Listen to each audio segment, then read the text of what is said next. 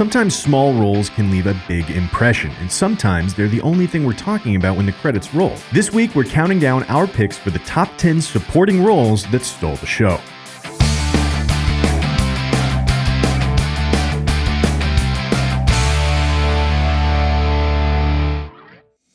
Kicking us off at number 10, an easy way to end up with an upstage star is to cast an even bigger one below them. Think of Meryl Streep in The Devil Wears Prada, Johnny Depp in Pirates of the Caribbean, and Brad Pitt in 12 Monkeys. These actors had far too much charisma to be relegated to second fiddle. And the same goes for our pick for number 10, Christian Bale as Dicky Eklund in The Fighter. This is my younger brother. I taught him everything he knows. I'm still his trainer. You know, we got different styles. I'm fucking squirrely as fuck. You know, I'm like, I'm not even there. You know, it's what Sugar Ray said. I was the most tricky fighter he'd ever come across. Deservedly winning an Oscar for Best Supporting Actor, Christian Bale really blows the lid off of The Fighter. And no disrespect to Wahlberg, who's done his fair share of outshining a la The Departed, but Christian Bale is an incredibly underappreciated actor with immense dedication and dramatic talent that Wahlberg just couldn't match. And it's not just the 63-pound weight loss, accent, and biographical mimicry. Bale lights up the screen from the first frame with a performance that's both histrionic and believable, and for that, we're happy to give him a spot on our list. But not all supporting actors stealing the show are stars. Let's not forget about the incredible performances by character actors. These tend to be subtler, quieter interpretations that don't necessarily take the air out of the star's role so much as they quietly lend emotional depth and texture to a story. Ben Mendelsohn quietly outshone Ryan Gosling in Place Beyond the Pines, as did Diane West in Hannah and Her Sisters, Martin Landau in Ed Wood, and Gary Oldman in, everything he's ever done. However, we think that our number 9 pick really belongs to Robert Shaw as Quint in Jaws. You know the thing about a shark, he's got lifeless eyes, black eyes like a doll's eyes. When he comes at you, he doesn't seem to be living until he bites you. And those black eyes roll over white. It's fascinating that a film cast purposely without any big stars became Hollywood's first true blockbuster. But with that kind of casting, it's not surprising that a secondary character was able to sneak up and steal the spotlight. Robert Shaw was a career character actor, more notable in villain roles and supporting parts than the headline, but he always nailed it, and Jaws was no different. He anchored the whole film, bringing a mysterious, sea-dogged sense of dread to the plain New Englanders he was surrounded by, elevating the film to a timeless classic in the process. One of the best places for an upstaging is in a comedy film. Often a comedy star is the straight man, the audience surrogate, who spends more time reacting to jokes and pointing out the lunacy of it all than acting crazy him or herself. This opens a lot of room for the bit players to bounce off the wall in a memorable way. Think Bill Murray in Caddyshack, or Marissa Tomei in My Cousin Vinny. Think Fat Amy in Pitch Perfect, Melissa McCarthy in Bridesmaids, Les Grossman in Tropic Thunder, and our pick for number 8, Jack Black from High Fidelity. Wow! Hey! Will you shut up? Will you? Break it up. You're a fucking maniac. I swear to God, if you tore this thing, it's vintage, and I'll fucking sock your nose. You'll pay big. Barry was the role where Jack Black finally broke out. Stoner, slacker cut-up, wild, crazy music lover. It was the role Jack Black was born to play, and play, and play, and play, and play. Stealing every scene from Cusack with his erratic shenanigans and wild pantomimes, it's not that John was bad. It's just that pretty much nothing can top Jack Black at his full level of hyperactivity. And then his song at the end? The deal is sealed. Mr. Black has arrived. This leads us to some other spotlights that have been stolen by actors in their breakout roles. We're not sure whether it was their spotlight-stealing performances that paved the way for their stardom, or that they always had stardom inside them, but actors like Ed Norton in Primal Fear, Anna Paquin in The Piano, Denzel in Glory, Larry Fishburne in Boys in the Hood, and Leo DiCaprio in What's Eating Gilbert Grape have come out swinging way bigger than anyone could have expected. But one of our favorite picks for the breakout? Angelina Jolie in Girl Interrupted.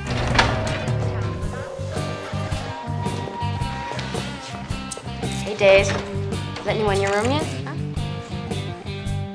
Hey girls! Hey sexy. Good to be home. Before Girl Interrupted, Angelina Jolie was known for frequent TV work and the occasional film role. But by the time she finished her explosive turn as a committed sociopath, gleefully creating chaos wherever she turned with the kind of on-screen presence usually reserved for Godzilla, she'd won herself a Golden Globe, an Oscar, a Teen Choice Award, and the kind of heat that would push her into the A-list stratosphere by the very next year. But Angelina isn't the only star breaking out in a supporting role. We also want to give a quick second slot to Monique for blowing everyone's mind in Precious. Who else was gonna love me? Since you got your degree And you know every fucking thing. Who was gonna love me? Who was gonna make me feel good? There was nothing as shocking as Monique bursting out of her foul-mouthed comedian cocoon and metamorphosizing into an actress of unparalleled vulnerability, strength, and talent. Her performance turned an abusive mother into an almost four-dimensional character, just as cruel and terrifying as human and heartbreaking. And she won just about every award she could for it, so we've got to put her on this list. A quick sidetrack into a category that isn't really an important grouping so much as one that just accidentally emerged. And in this case, they're all military themed. And sure, that could easily be Jack Nicholson from A Few Good Men monologuing circles around Tom Cruise, or either Rob Duvall or Marlon Brando from Apocalypse Now. But for our number 5 pick, we think that R. Lee Ermey is easily the most memorable part of Full Metal Jacket. Who the fuck said that? Who's the slimy little communist twinkle-toed cocksucker down here who just signed his own death warrant? Nobody, huh? The very fucking godmother said it. I'm fucking standing. I will PT you all until you fucking die! A tried and true Marine Corps drill sergeant, Full Metal Jacket wasn't his first role, as many often believe. He actually started in Apocalypse Now as a chopper pilot and technical advisor, moved on to Boys and Company C, where he put on a performance pretty similar to this one, and then finally worked his way through minor roles onto Kubrick's set as a consultant. But after a videotaped tirade he sent to Stanley, Kubrick cast him in the role, let him improv most of his own dialogue, and basically handed him the whole first half of the movie, where he spits, curses, abuses, and humiliates his way into our hearts. For our number 4 pick, we want to honor what we like to call the one-scene wonders. Actors who showed up, did a scene or two, blew our socks off, and then disappeared, leaving us wanting much, much more. These are actors like Beatrice Straight in Network, Judi Dench in Shakespeare in Love, Dennis Hopper and Christopher Walken in True Romance, and definitely Charlton Heston's hilarious cameo in Wayne's World 2. However, is there a better pick for this slot than Alec Baldwin in Glengarry Glen Ross? We think not. Put that coffee down.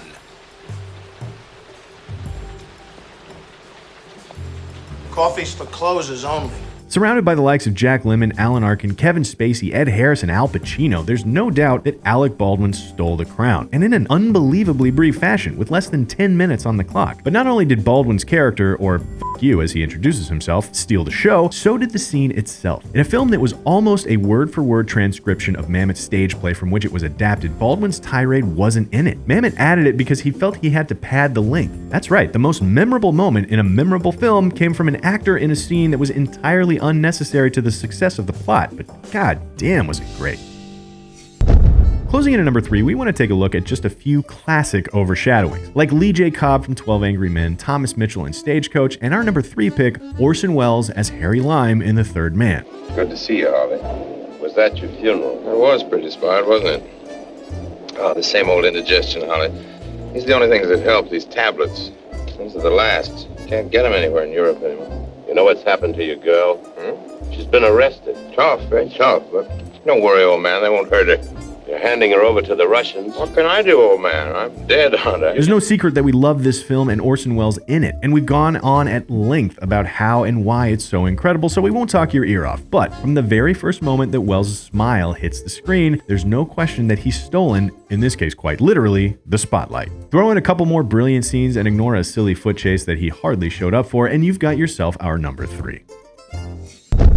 Runner-up at number 2, just like Soldiers, there seems to be an unusual amount of gangster flicks with stellar out-performances. These are films with roles like Ben Kingsley in Sexy Beast, John Cazale and Bobby De Niro in Godfather 2, and of course, our number 2 pick, Joe Pesci in Goodfellas. Hey, what's that movie that Bogart made? Which one? The one where he played a cowboy. Only the one. The Oklahoma Kid. Shane? Oklahoma Kid. Shane. Oklahoma Kid. That's me. I'm the Oklahoma Kid. You fucking farmer. Thanks. Yahoo, you motherfucker. Come on.